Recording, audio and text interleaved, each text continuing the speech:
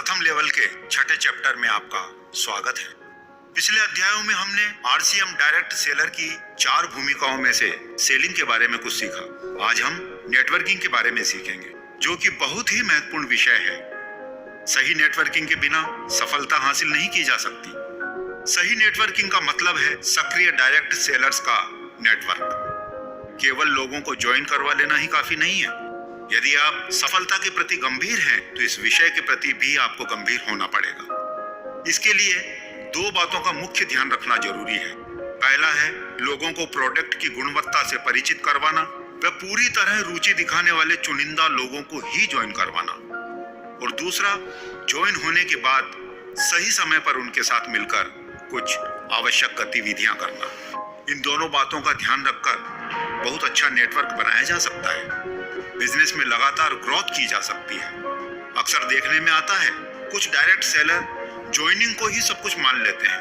वे product के बारे में अच्छी तरह बताए बगैर या प्रोडक्ट को बिना उपयोग करवाए सीधा ज्वाइन करवा देते हैं। ज्वाइन करवाने के बाद भी उनको न तो किसी तरह की जानकारी देते हैं और न ही किसी तरह की गतिविधियां उनकी करवाते हैं। इस तरह की ज्वाइनिंग का कोई फायदा नहीं होता है और सारे प्रयास व्यर्थ हो जाते हैं। ध्यान रखना होगा, आरसीएम में खाली ज्वाइनिंग का कोई लाभ नहीं है। लाभ तभी मिलेगा जब वह व्यक्ति प्रोडक्ट की खरीद करेगा और आगे सक्रिय डायरेक्ट सेलर का नेटवर्क बनाएगा, क्योंकि लाभ बिक्री से मिलता है। खरीद नहीं करने वाले लोगों में तो उल्टा समय ही खर्च होता है।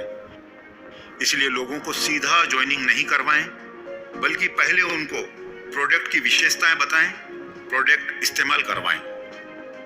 यह गतिविधि आप कितने भी लोगों के साथ कर सकते हैं और कितने भी समय तक उनके साथ जारी रख सकते हैं। उन सभी के नाम व विवरण आप बिल्डिंग क्वालिटी टीम बुक में भर लें, जिससे आपको फॉलोअप में आसानी रहेगी। आप उनको रजिस्टर्ड बायर भी बना सकते हैं। रजिस्टर्ड बायर बनाने का आसान सिस्टम वेबसाइट पर आपकी लॉगिन आईडी में उपलब्ध है। इनमें से ज्वाइनिंग आप उन्हीं लोगों को करवाएं जो खुद अच्छी तरह रुचि लेकर काम करना चाहते हो। ज्वाइनिंग करवाने के पश्चात उनकी सही शुरुआत करवाने में आपका व अपलाइन का फॉलोअप बहुत ही महत्वपूर्ण है। नए व्यक्ति को सिस्टम में लाने के लिए प्रारंभिक तैयारी व शुरुआती पहला महीना बहुत बड़ा महत्व रखता है। उस महीने में उठाया गया एक एक कदम भविष्य को निर्धारित करता है।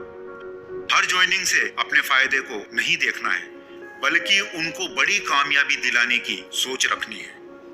आरसीएम में यह संभव है सही शुरुआत के माध्यम से। इसके लिए कुछ गतिविधियों को संपन्न करना होगा। पहला है घर पर जाकर स्वागत करना।